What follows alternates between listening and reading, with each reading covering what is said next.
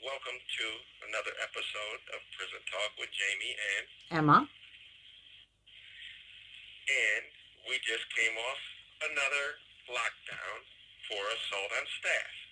Mm. So I wanted to hurry up and put something short and sweet and a little ranty out there, if that's a word. Yeah, go for it, I say. But I just want to touch on something that I wrote and sent you a blog, a little short blog, and it was, I started out with the beginning with the COVID and the issues with locking down and having no programs, having nothing to do, and the increase in violence and drugs within the prison system. So, after 3 years of that, they reduced the pandemic down to an epidemic or down to merely a flu. Yeah. So now they have no excuses, but they continue to keep in place a few of the COVID restrictions. One, our visits. Yeah. Still making our people, and that is actually an illegal contract because there was no public bidding for that contract. Yeah. So GTL should not have a contract with the prison. Michigan Department of Corrections making money off of prisoners scheduling visits. Yeah. So that should have never been done. No. And another thing that they have kept or continued is programs. Yeah. Our programs are limited. Mm. Only people that usually get the programs are the ones going home. Yeah. And if you already done the couple programs that they do offer, especially here at the Macomb Correctional Facility, you have nothing to do.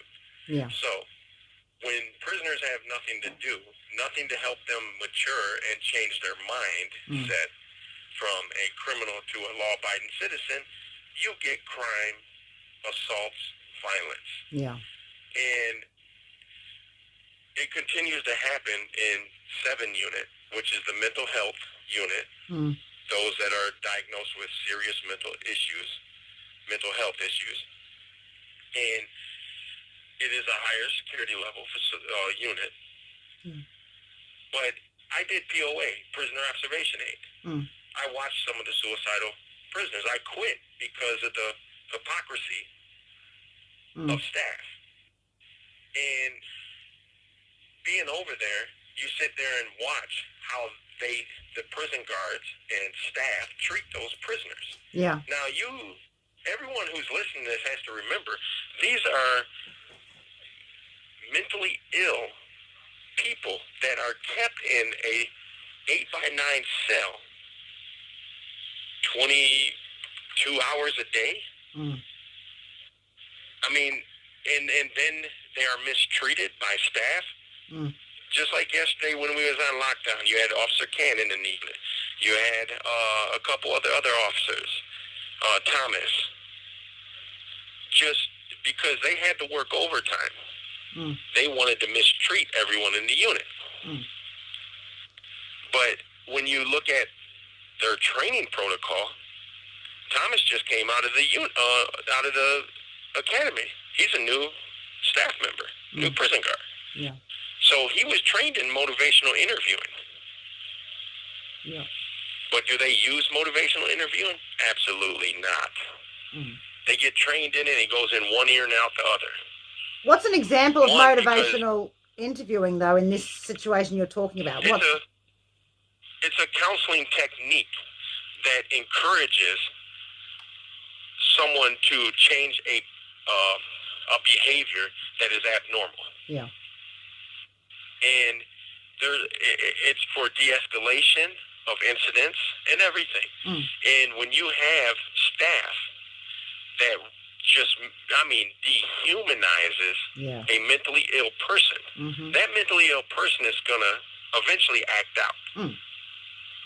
Do you think a prisoner is just going to, or a human being is just going to say, hey, I'm going to stab a staff member. I'm going to hit a staff member with my fist. I'm going to hit a staff member with a lock.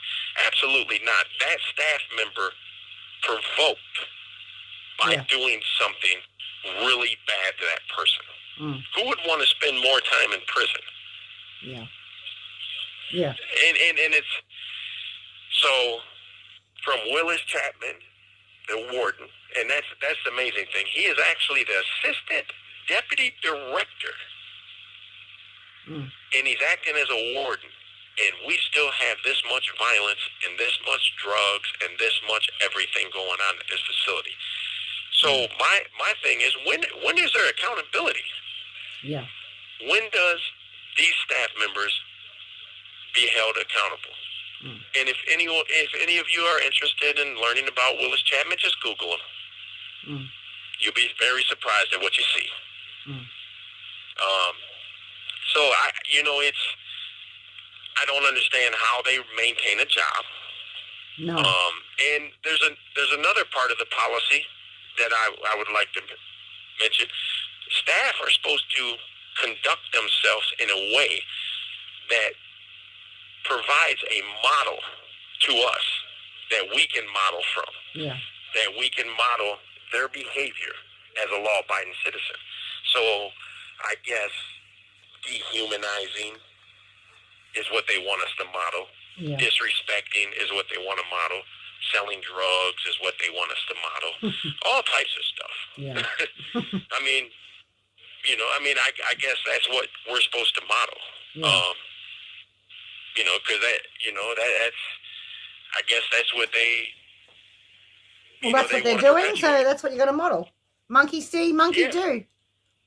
Yep. And then they wonder why.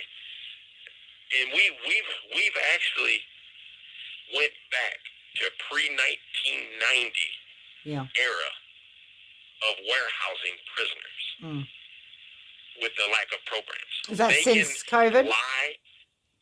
Yeah. Yeah. Well, pre-1990, when they thought warehousing was the lock them up, throw away the key was the.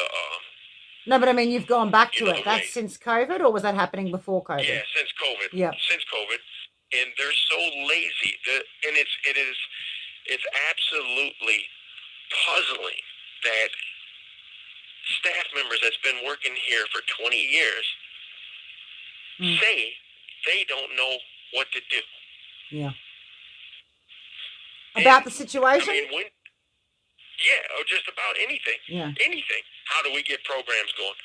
I don't know. How do we get programs? That's the answers we get. Yeah. We've had a program that the books are free.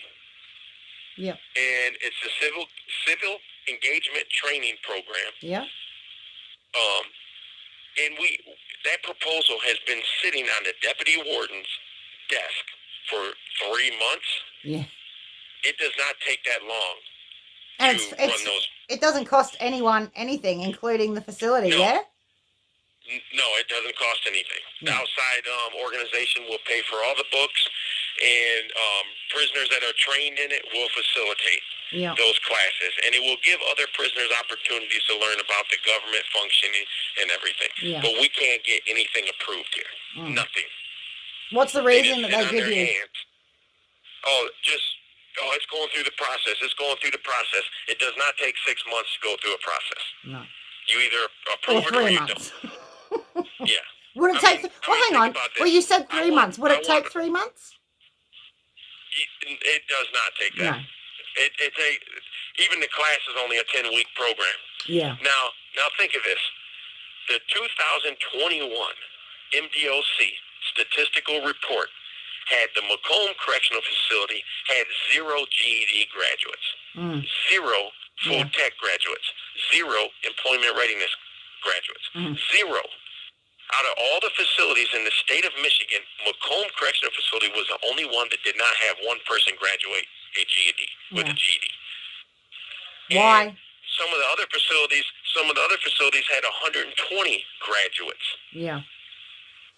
And not one other facility had 0. But was there any accountability?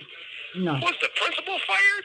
Was the GED teachers fired? Absolutely not. No one was held accountable. Because they're doing a good job, don't you know? They're doing a great job. And There's no accountability. How can you make an excuse? Oh, 2021 was COVID, but another facility had 120 graduates with GEDs. Yeah. That doesn't, you can't make that argument. Well, Macomb has a bad name in general. And it's the way it's...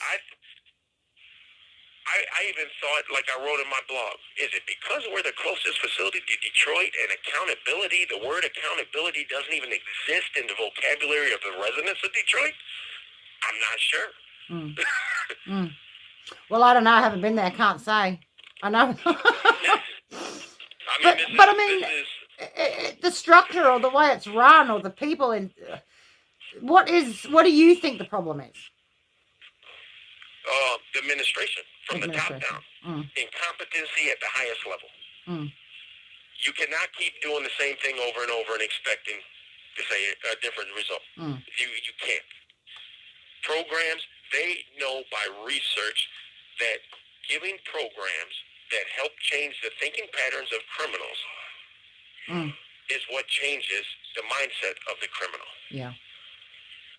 And if you don't provide those programs, if you don't provide anything but negativity, then that person who was convicted of committing crimes is going to perpetuate that criminality throughout his life. Yeah.